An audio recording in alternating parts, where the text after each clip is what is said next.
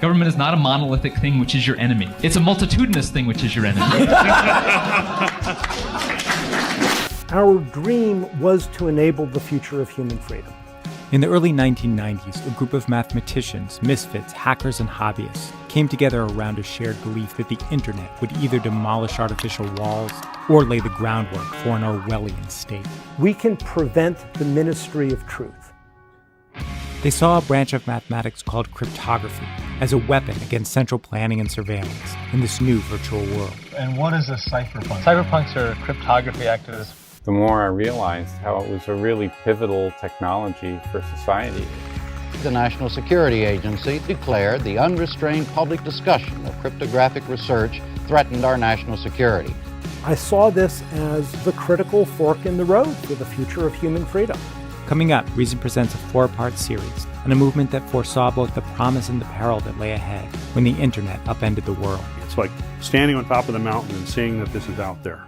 You people who are here can say, okay, what kind of world do we really want to build, and build it.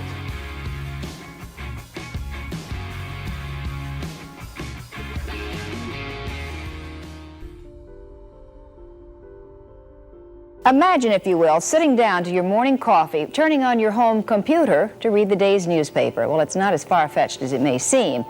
The freedom issues were very important to us. This is a sample of what you can order through your computer. It combines the power of your computer with the convenience of your telephone. We saw that information technology could create a 1984-style tyrannical top-down control society, or it could develop into something that is a decentralized enabler of human freedom. And even back then, our dream was to enable the future of human freedom. In the late 1980s, at the dawn of the online age, a group of young computer scientists in Silicon Valley started grappling with what this new technology would mean for society. We took a look at the potential of computer systems and saw that for everything about civilization that enables it to work, we can enable it to work much better. The most influential figure in what would become the cypherpunk movement was the physicist Tim May, who envisioned the future internet as a place for what he would dub crypto-anarchy, where lawbreakers, radicals, and political dissidents could shield their activities from government surveillance and control. People doing things that didn't require permissions from anyone because the people were untraceable and couldn't be stopped. But there was another group that saw the potential of computers to remake society gradually from within by decentralizing commerce and improving the dissemination of knowledge. They were dubbed the high-tech Hayekians because their worldview was influenced by the work of Austrian economist Friedrich Hayek. The fundamental insights of Hayekian economics was how separately formulated plans tend to mesh well. And we saw electronic media as an enabler of coordination, of a complexity that the world previously was really not capable of. The clash of visions between the high-tech Hayekians, who wanted to build a borderless, frictionless global marketplace, and the crypto-anarchists, who saw the internet as a technological means of undermining all governments, set the course for the cypherpunk movement. If May was the father of crypto-anarchy, the central figure for the high-tech Hayekians was the economist and entrepreneur Phil Salin. Now, if you own a personal computer, we are told you can shop at home in what's called the electronic mall. It was a few years before the invention of the World Wide Web, but computer companies were offering a new type of service in which customers could connect through their phone lines to post messages to a bulletin board, check their horoscopes, or go shopping. You can buy items from department stores ranging from Nordstrom's to Neiman Marcus, all via computer screen. Salin, whose outlook was shaped by his careful reading of Hayek, understood that these services weren't merely a curiosity or a digital version of the old mail order catalog. They were the beginning of something that had the potential to one day erase national boundaries through trade and undermine government power. In a prescient 1991 essay, he foresaw how the internet would change the world by 1995, 2000, and beyond. The static role of store and shopper, seller and buyer, author and reader, systems defined by their one-way information flows, will be replaced by new forms of media, enabling two-way information flows. Before getting involved with computers, Salin had run a private rocket company, and had co-authored a congressional study critical of NASA's wasteful spending. But in his view, there was continuity between his interests in space travel and computing, because in both industries, technology's purpose was to drive down the transaction costs that impede human activity, making it feasible to explore new frontiers and interact in ways that would otherwise be prohibitively expensive. Now, thanks to breakthroughs in computing, the ability to buy or obtain exactly the information you need, when you want it, in the form you want it, is about to explode at a speed unmatched since the invention of printing. But Salin was foremost an entrepreneur, and in the mid-1980s he set out to launch one of those platforms for buying and selling information. He called it the American Information Exchange, or Amex. This business that we're doing is to make possible a new kind of thing, which is being able to buy and sell information online. Amex was a radical idea in the mid-1980s.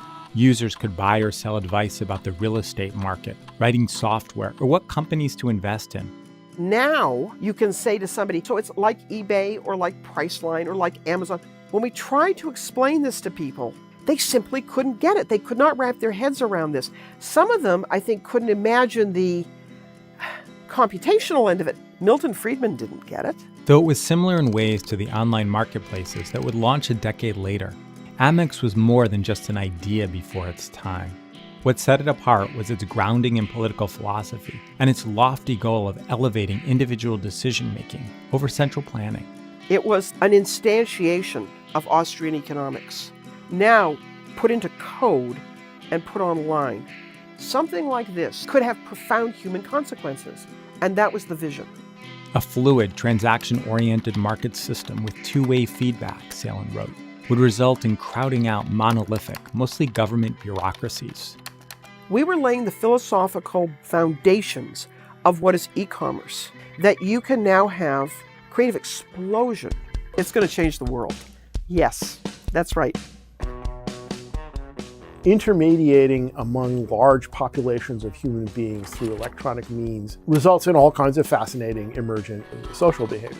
Amex's chief architect was the pioneering software engineer Chip Morningstar, who had come from a stint at George Lucas's production studio, where he oversaw the creation of Habitat, which was one of the first online virtual communities. After joining Amex, Morningstar co-authored an essay which argued that in building a world in software, detailed central planning is impossible. The world is just more complicated. People are more complicated. You cannot know what all their goals are. What you can do is you can put them into an environment in which certain kinds of things are possible. What you can't do is tell people what they want. Phil Salin, Mark Miller, and Chip Morningstar's ideas about how a future internet could decentralize society inspired Tim May to first articulate a radically different vision. May, who would go on to become the most influential figure in the cypherpunk movement, was introduced to Salin by Morningstar in December of 1987. Chip said, "There's this guy out in Santa Cruz that you ought to talk to." As a scientist at Intel, May had solved an issue affecting the reliability of the company's memory chips, called the alpha particle problem.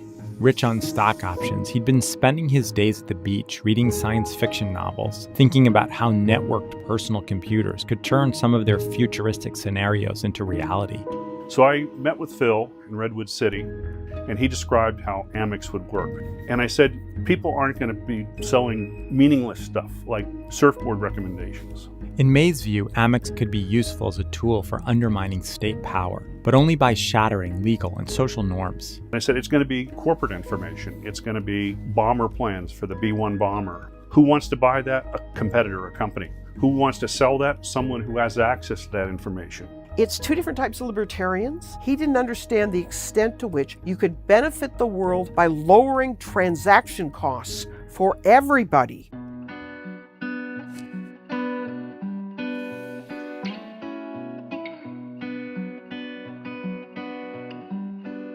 Like Salin and the high-tech Hayekians, May saw the personal computer as enabling technology for sweeping societal changes. But he had a different vision of a virtual marketplace for any and all goods and services, which he dubbed BlackNet, or a technological means of undermining all governments. On Amex, user activity was out in the open, but BlackNet would be impervious to government tracking and surveillance, and perhaps it would be a network with no owners at all. Many people's first response would be to say that BlackNet won't be allowed to happen, Perhaps, but technology would probably make it inevitable. If you don't physically meet the person, if you don't even know what continent they're on, you can't coerce them. Tim May's a smart guy. He was great for honing our ideas and technologies against, but I think him as sort of the shock jock for cypherpunks. I want to live in the world that surrounds us rather than try and construct one from scratch. We saw this as emerging from inside the world and carrying the world along with it. In 1988, Amex was acquired by the software giant Autodesk. A growing scene of young technologists came together around Salin and the high-tech Hayekians, all working towards a common vision of enhancing human freedom through networked personal computing. It was this hothouse of ideas from which a worldview was brewing. Salin died of cancer in 1991, the same year that the World Wide Web became publicly available. But his intellectual contributions and conflict with May had laid the groundwork for what would come next for the cypherpunks: the long effort to build a self-sovereign and anonymous form of digital money, and the embrace of a branch of mathematics called cryptography, which they came to view as the key to personal liberation on the internet.